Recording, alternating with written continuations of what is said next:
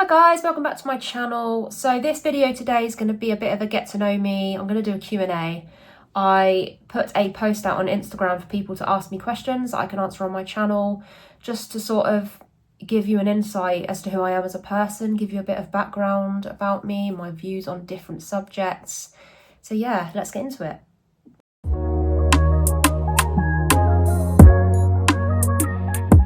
So I wanted to answer this question first because this one actually explains a lot as to how I got into cars. Now, it started off from a very young age. I had a little tricycle when I was little, talking younger than 6. And my dad used to allow me to ride this in the house. Not really sure what my mum thought at the time, can't remember, but my dad used to oil up the kitchen floor. We had a fairly large kitchen/dining area, and it was all, I think it was like tiled floors from what I can remember. And my dad would oil it all up. I would go round and round and round our big kitchen table. And every time I went round a corner, I would sort of skid or drift, not really drift as such, but I would skid round the corner, and I would have such good control over this that my dad just immediately saw the potential in me. He knew from that moment that his daughter was going to grow up to become a massive petrol head just like him. And this is a story that I do love to tell people, because even though it sounds very silly and it's like, you know, oh, she's so young, she doesn't even know, she's just having fun on her little bike. It's just funny how from then on I was just destined to be into cars. As I got a bit older, my dad, I mean, he's always had lovely cars. That's where I get it from. Yeah, one time in his life he did have a blue Nissan 350Z convertible, and we used to go out on really hot summer days with the roof down with AC/DC playing, and they're just honestly some of the best memories that I have with my dad, because it's always something that we've bonded over. My dad's someone that's always pushed me to be the best I can be. He's always said to me, if you work hard, get enough money, you can have any car you want. And it's something that I've always listened to. I've just always been very silly, to the point that I have struggled to afford things. And I'm at that age now where it has really hit me that everything he's always taught me has been for my own benefit. But we all live and learn in life. And I tell you what, having a obsession with cars when you're not very financially stable is not a great mix. But anyway, my dad is basically the reason that I got into cars. It's just all I can remember. I've just lived and breathed cars my whole life. I'd say me and my dad, out of the whole family, are the two biggest petrol heads. And I do wonder what my life would be like if I wasn't so into cars. It'd probably be a hell of a lot cheaper. But it's just such an exciting hobby to have. I think the possibilities are endless. So yeah, I do have my dad to thank for a lot of things in life, and I do want to sort of dedicate this video to my dad,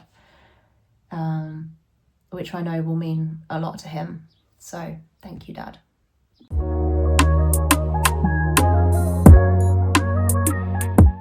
So I've basically said this from the start. I've owned my car since April this year, so not too long. But I have had many questions, people asking me if I've got any plans for it. And the simplest answer for that is not really. I love how the car is original. I love how it's not heavily modified. I mean, it's got a stage 1 tune on it, but other than that, it's pretty stock. And I'm obsessed with the OEM look. I don't want to make too many changes. I do miss sound. My previous car, it was quite loud, and even though when I got the Golf, even though I said, you know, the sound doesn't matter to me, to a certain extent it does, and I do miss having that sound. It's kind of what puts the smile on my face when I put my foot down. However, I want to keep the car as stock as I can. If I do get a new exhaust in time, it definitely won't be anytime soon. But really, that's all I've got planned. If anything, I just want to enjoy the car, just drive it, take it to shows, and yeah, just create content with the car really, and share my journey with you guys. You know, share if I get any problems with it, the things that are going well with it, and if I do have any plans with it, I'll document it and just share it all with you. But as it stands currently, I'm just enjoying the car how it is and trying to resist the urge, because there is always that urge to get modifications. There is always that want for more. But I think in a lot of cases with cars, less is more.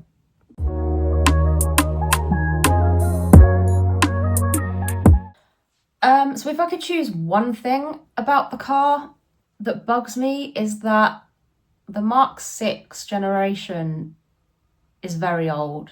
It's what made me sit on the fence a bit before I bought it, because, you know, it is a 15-year-old car and there's a lot of risks that come with having an older car. So I'd say it's nothing I can change, and it's just, it is what it is. But that is something that bugs me with the Mark 6, is that it only goes up to 2013. So yeah, in order to have my dream car, I just had to bite the bullet and take that risk. But yeah, it's a shame that the shape of the Mark 6 changed. It's just my favourite, and many people will disagree. Don't get me wrong, the Mark 7s are lovely. Mark 8's, not a fan of them. I personally think that the Mark 6 was just the best model. So yeah, that bugs me. But it's not really a specific thing about that car, so I might have to choose another one. I would say the interior being, and this obviously comes with age, but the interior being quite dated. I mean, in my car, I don't even have Bluetooth, so that's been a massive struggle. But what does make up for it is the wingback seats, which obviously were added as an extra. So there are positives to it, but I'd say, yeah, that's it kind of goes with the whole fact it being a 15-year-old car. The interior is very dated.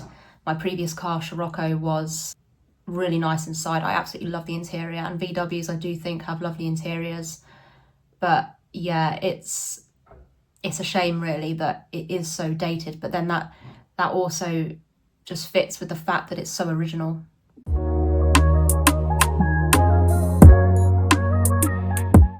Now this one's a difficult one for me, because immediately I would say I don't want to change it at all. There is literally no other colour that I could think of that I would choose over the blue. However, if it was between a wrap and a respray, if I was changing colour, it would definitely be a respray. I think a wrap, I think there's just way too many risks. I've seen so many horror stories about wraps gone wrong and how they peel and just need a lot of maintenance. So yeah, I think it would be a respray. However, if I was to get creative, people that know me, I love Jurassic Park. I have a water bottle. Yeah, I'm a massive dinosaur nerd, and people might think this is really sad, but I don't care because I love it. Anyway, if I was to do anything creative with the car, I would love, and if anyone's seen the first Jurassic Park film, they'd know what I mean, but they have the Jeeps. Put a picture there. And I think it'd be really cool to make the car like look like that. I think it would be, it's something I've not really seen done before. So yeah, who knows, maybe one day I could create my own Jurassic Park Golf R. But yeah, I guess that's the answer to this question. If I was to go a different colour, I couldn't tell you. I don't know. There's no other colour that I prefer, but it would be a respray. And if it was a wrap, it would be partial, and it would be Jurassic Park themed. The more I talk about that, the more I really want to do it. So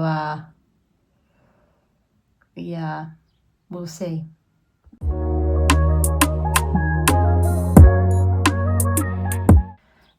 This one is hard to answer because I have quite literally just got the car. If you were to ask me when I had my previous car, the Scirocco, my answer would have been the Mark 6 Golf R, because that was the only way I was going to sell that car, was if I bought my dream car. So to say what car I would sell my dream car for is a bit tricky. However, I do, and this might sound boring to a lot of people, but I love the T-Roc R. I think it's very smart, it's very powerful, and it's a bigger car. I did originally want to get a bigger car because I've got a dog, and I think the Golf is good. It's not got as much boot space as my Scirocco, which I was very surprised about. So I haven't actually attempted to get the dog in the car yet, but I think a T-Roc R is definitely something that I wanted. It was just insanely priced. Yeah, so I would say the T-Roc R. I did consider Audis, but I think my heart is just always going to be with VW. Maybe one day can add a T-Roc R to the collection, who knows? So yeah, that's my final answer, T-Roc R. Colour-wise, I do love them in grey. It's another colour that I do really love, actually. And if we go back to the previous question, actually, what colour would I go?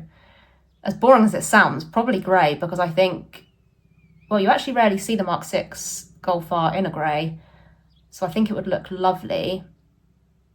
But yeah, in a T-Roc R, 100% grey, I think. Maybe white, I don't know. I've done white, didn't really like it that much, so yeah, we'll stick to grey.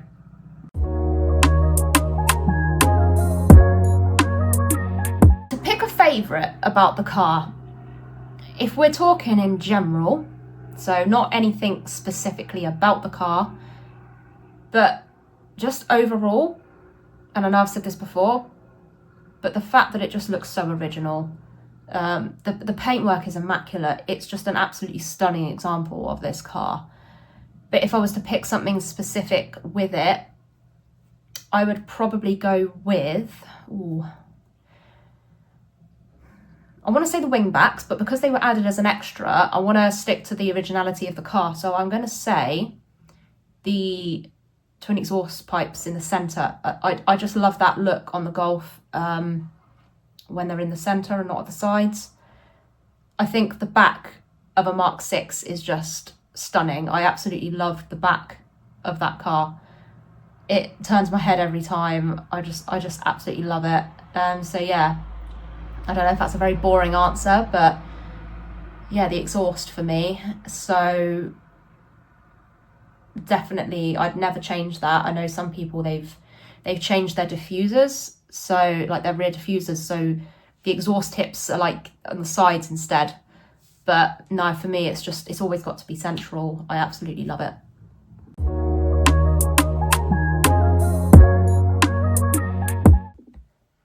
Now, this is one I'm actually really keen to touch on. So, advice that I would give a girl based on my own experience. My best advice would be to just be yourself. Don't have any expectations. Personally, I think the car scene has gone a bit warped. You know, car girls are objectified because of certain reasons that I won't go into. But personally for me, when I first started posting on social media about my car, and you know, I did used to compare myself to a lot of other content creators, and I used to compare my car and be like, why does my car not get as much attention? Why am I not getting as much attention? Why are my posts not doing as well as these other girls? And I came to the realization that it doesn't matter. You know, you do these things for yourself. You do it because it's what you enjoy. Like, I love creating content. I think it's something that I was actually destined to do. I absolutely love cars, so why shouldn't I post my car on social media, and why shouldn't I be proud? You're always going to get people that disagree with the things that you do. You're always going to have people's opinions, and because I get a lot of hate on my car just purely because I'm a girl and I have a nice car, I find it's very toxic. So biggest advice there is to try and not let it take its toll on you. You know, not everyone's going to be happy, and jealousy comes out in very nasty ways. So if people want to take time out of their life to make a nasty comment about you or the car you drive, in the weirdest way possible, just take it as a compliment. Just be flattered that they're taking time out of their precious life to put you down. It definitely comes from a place of jealousy. And I think there aren't enough genuine car girls in the scene. So yeah, any advice I would give is just be yourself and don't let anyone dull your shine, because it actually frustrates them more when they don't have that impact on you. If you don't retaliate, if you just carry on being you and just doing what you love, then you're winning. You've beaten them.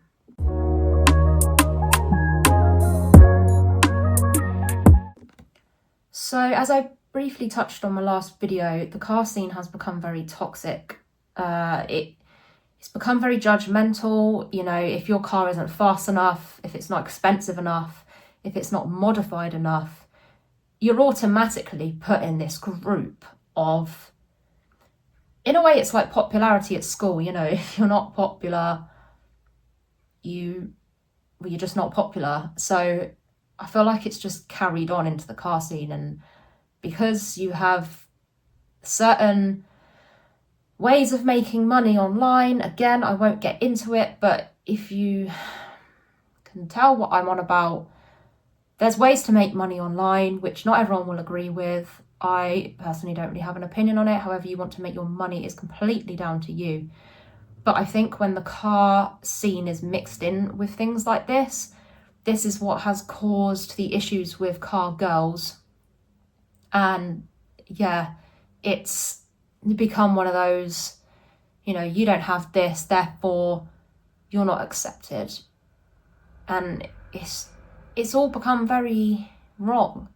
It's not about the love of cars anymore. It's not about the real enthusiasts. It's about the people that are flexing their cars because they're modified and they're fast, and oh, my car cost over 30 grand, so I'm automatically better than you. Why can't we just normalise loving cars for genuine reasons? Take me, for example. I bought my dream car. Okay, it's 15 years old. Automatically, people are moaning at me for it and trolling me online for it. But why? Because I bought my dream car. Okay, that might make you laugh. That might be something that people find mad. But for me, that's my dream car. Yet, if someone buys a Skyline, you know, like the ones you see in Fast and Furious, you're automatically an awesome person. Yet, that car's old. But because I own a Golf R and it's not seen as very special to other people, you just fall into this category, and it's something you can probably tell, it's something that irritates me, and I don't think it will change. I think it will get worse. So in terms of the car scene itself, I'm not actually in it, but I feel like I'm sat on the edge of it in a way. I love cars and I enjoy cars, but all for the right reasons.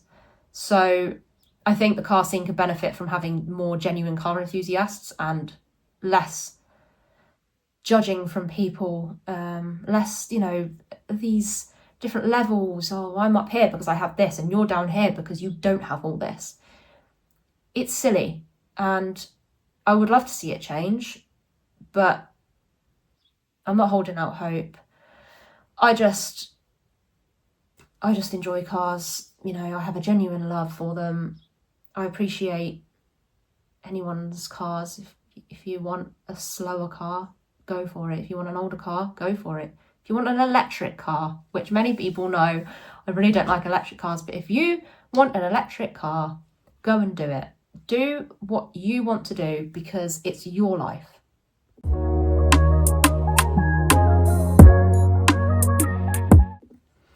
This one I'm actually quite excited to talk about because it includes my Scirocco GTS, which I absolutely adored. I owned that car for 7 years, and, you know, saying goodbye to it it sounds silly, but it's one of the hardest things I've done. She's gone to a lovely new owner.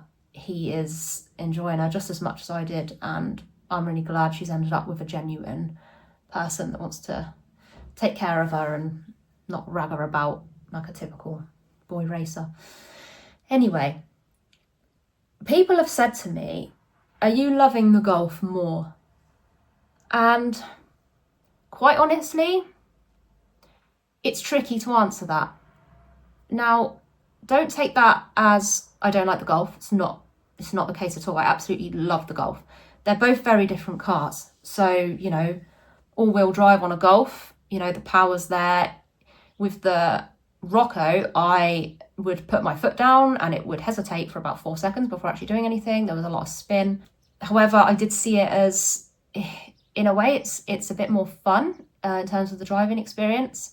But the Golf handles a lot better. I feel safer if I put my foot down in the Golf. Yeah, it's very powerful. Obviously, the Rocco had more sound.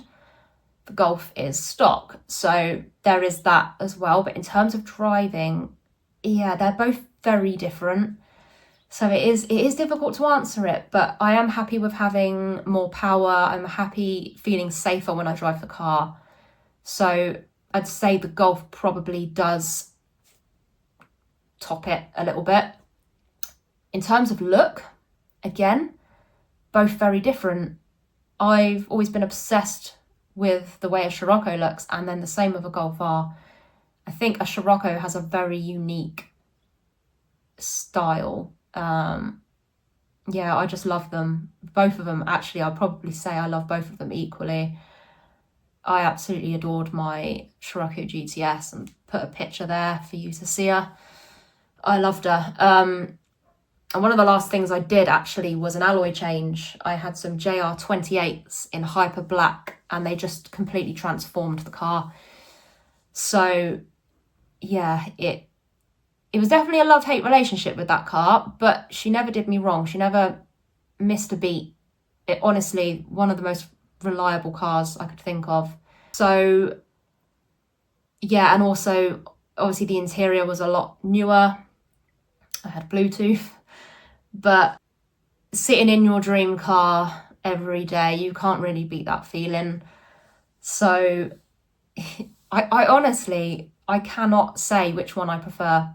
If I could have had both, if I could have kept my Rocco, honestly, 100% I would have done. But it was time to move on, and it's very unusual for me to keep a car for that long. I never found a car worth replacing it for. Nothing ever came close to it. I'd go and test drive a car because I'd have these, right, it's time to get rid of my car. I'd have these moments where I would go car shopping. I'd get in a car that I thought would be good. Huge disappointment. I'd get back in my car, smile immediately on my face. And that just told me, you love this car and don't change it until the time is right. And I think for me, it was either keep it and that's it. Just keep it until I run it into the ground. Or you sell it for your dream car, and that is what I did. So it was a very difficult decision. But yeah, the Rocco was honestly the best car I've owned so far. I haven't had the Golf long enough yet. I'm hoping, fingers crossed, that it's going to be just as reliable. Obviously, I know it's an older car, but it's all about maintenance. Yeah, it's just one of those really where they're both very different cars. They each have their pros and cons, but overall, both amazing cars, and I would definitely recommend the Golf. We'll see in a few months' time if I get any issues with it. We will know. But for now, yeah, I'm very happy with my decision, and yeah, I can't wait to have more adventures in it. So that's the end of the Q&A. I really appreciate anyone who's still here watching. I understand the video is a bit plain and simple, but I wanted it to just be natural. But yeah, just me being me, answering some questions. Hopefully people can get a bit more of an idea of what I'm like as a person. I am very genuine, and I hope people can see that from my videos. But until next time, thank you again. If you haven't already, please subscribe. It means the world to me. Yeah, see you soon.